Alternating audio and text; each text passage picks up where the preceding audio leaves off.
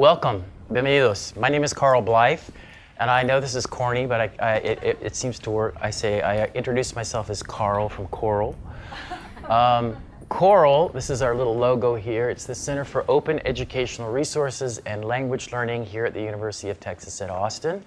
COERLL is one of 16 national foreign language resource centers. They're all over the United States. They're funded by the federal government. So we don't make bombs, we make textbooks. That's a good thing, right? We're spending federal tax dollars making pedagogical materials. And in addition to that, we host things like this, these different kinds of events, so that you can come together and talk about the issues that matter to you.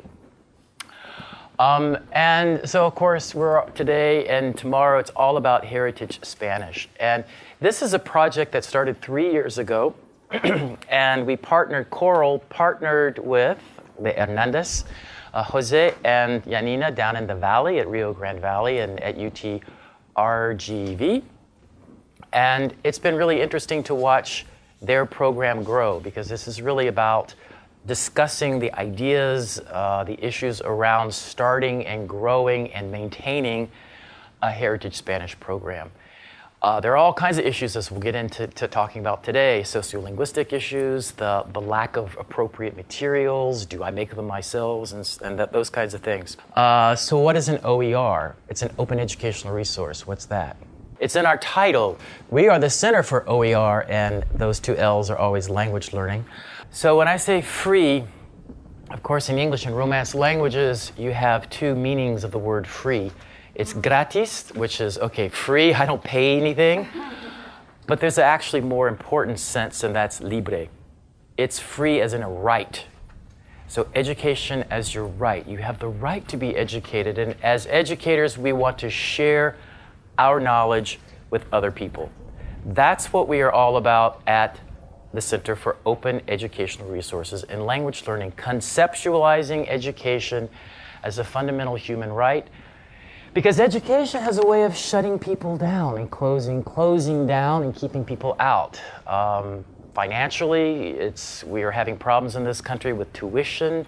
Textbooks are getting expensive. There are a lot of ways that social systems close down and shut people out. We want to continue to make sure that education as a system is open so that people have access to knowledge. That's the bigger picture of what we're doing today. So actually, everybody here is an open educator as long as you share your ideas with everybody else in the room. That's it. That's it. So an OER is anything you use in teaching for educational purposes. That's a resource that doesn't cost you money and is shared freely. We give you the right to copy it and to distribute it. You know, language teachers violate copyright all the time. Everybody here, including me, I admit it. We don't pay attention to that little C in the circle. And in the English-speaking world, there are 3 words. It says, all rights reserved. Well, that means basically that the publisher and the author say, So the whole point of OER is that we're going to share rights with you. The right to copy, the right to distribute, the right to adapt. So what you're going to hear from our speakers today, they've developed materials that you can adapt to your classroom. Right? Because we do that all the time. We take a textbook and nobody teaches exactly according to the textbook. You adapt it. And she's going to be talking to us about sociolinguistics, because that's a huge issue in teaching Heritage Spanish, obviously. Followed by a second session about language myths, popular language myths. So she's going to be helping us think about our own language myths, our own attitudes and perceptions, and how we can help our students understand those kinds of issues. So it's, in a way, kind of a basic overview of the sociolinguistic issues. In the afternoon, then, Maria Carrera. So Maria is going to give us an introduction to these sociolinguistic issues, and then how do you bring that into the classroom and turn it into lesson? How is she's going to relate that to lessons, okay? The second day, in the morning, we have Jose and Janina will be talking to us about critical awareness approach to Heritage Spanish courses. And again, they've been creating their own materials, and they will share those with us. Also creating and sharing an original learning activity. They'll walk us through that activity and talk about it. And then in the afternoon, Maria is going to do the same thing. Let me have Sarah come on up. All right, thank you. We have a tab for classroom activities. So on here, there are some activities from the Hernandezes who are presenting today, and then a few other ones too. And we also have activities from people who were at the workshop last year. So you can see that the things you do at the workshop actually can go on the website and be shared with other people to use in their classrooms. And then we have a few other tabs. We have syllabi that people have shared from their classes, and assessments and different articles. So if you are ever looking for anything, you can come here and look, or if you ever have anything you want to share with others, you can share it, you can send it to us, and we'll post it on here. On this website, we also have events, and then there's also this cafe area, and so this is a message board that you can post on to talk to other Spanish teachers, and you can ask questions or share ideas that you have. And so you can see that the presenters have shared some materials that they're going to be talking about today. And the way that you post on here, you need to create an account. So we would encourage everyone to create an account. And if you'd like to do that right now, I can walk you through it. So this will enable you, as I said, to go on this message board and post messages to your colleagues. So I'm going to go to the website, which is heritagespanish.coerl.utexas.edu. and click on this register link. So you can click on this register button, fill out all of your information. All the red fields in red are required. And then type the text that you see here, and then click complete sign up.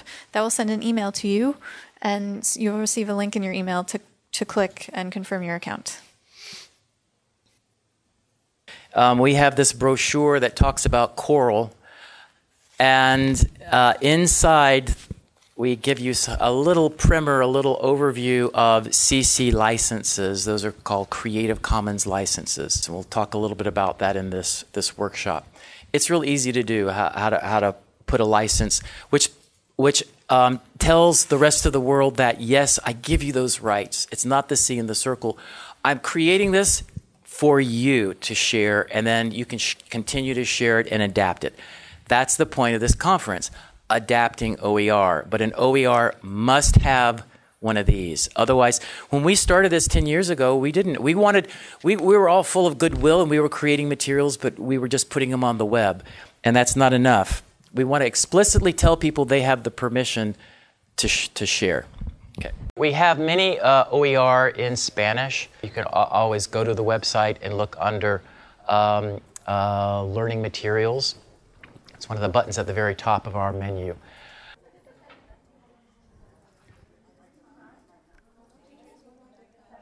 Also, there is something called nflrc.org,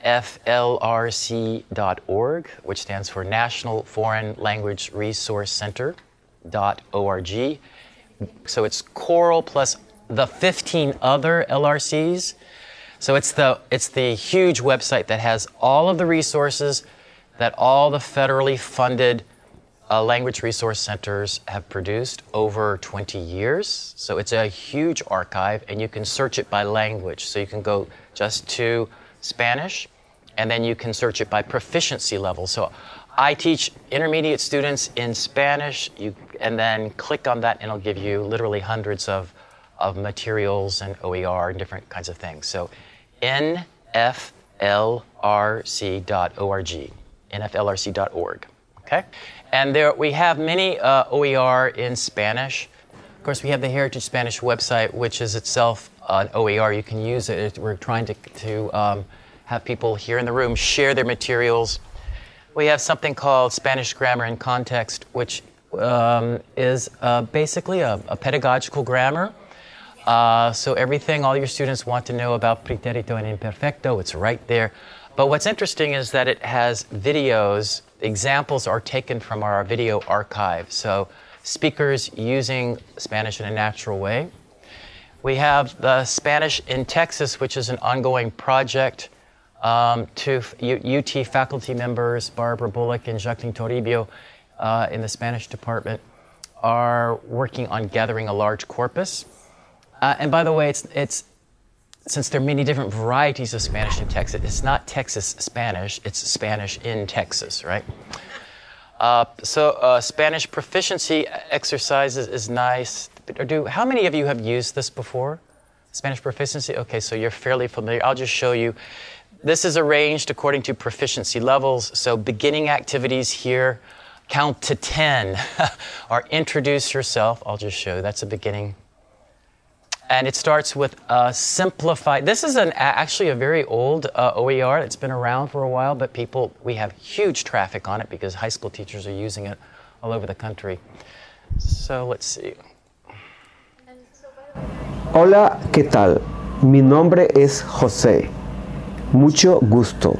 So this is, of course, it always starts off with simplified pedagogical. This is doctored. This is not obviously authentic Spanish. So we have the transcript, the English translation, and then get rid of it so you can bring it into the classroom. But so that just sets the frame, and then we have different speakers from all over the Spanish-speaking world. So go to Mexico. ¿Qué tal? Ella es Betina, ella estudia teatro. Hola, ¿qué tal? Yo soy Lidy, dice, ¿cómo te va? Mucho gusto en conocerte, encantada. Okay, so the whole point is that we can go around the Spanish-speaking world and hear people introduce themselves and use these basic greetings. And you have 5 or 6 then short videos that give you the task. Related vocabulary, it's all nicely contextualized. So mucho gusto probably is there, and you have vocabulary, related phrases, and finally related grammar. The grammar is not very complicated here, okay? So that starts off from novice and goes up to superior. So what was your scariest airplane ride of your life, for example, okay? And this is for kind of business Spanish. So we conducted different interviews with executives in Latin America in Spanish. And here up in Latin America and I guess in Spain. So talking about negotiation, language, social situations, how to greet people, knowing what clothes to wear in an interview.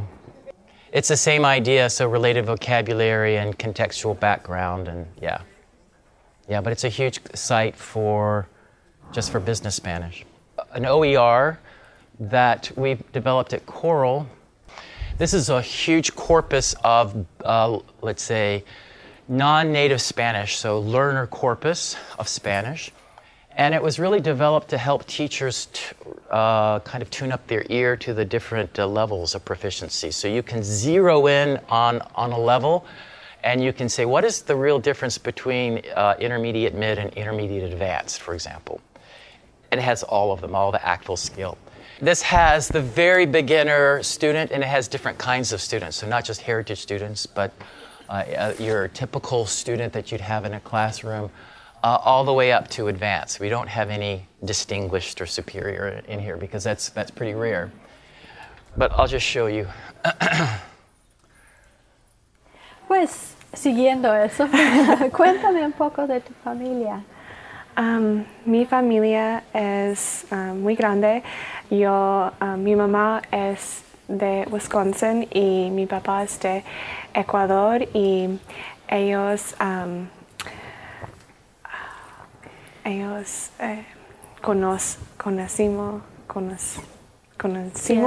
conocieron en universidad en Milwaukee.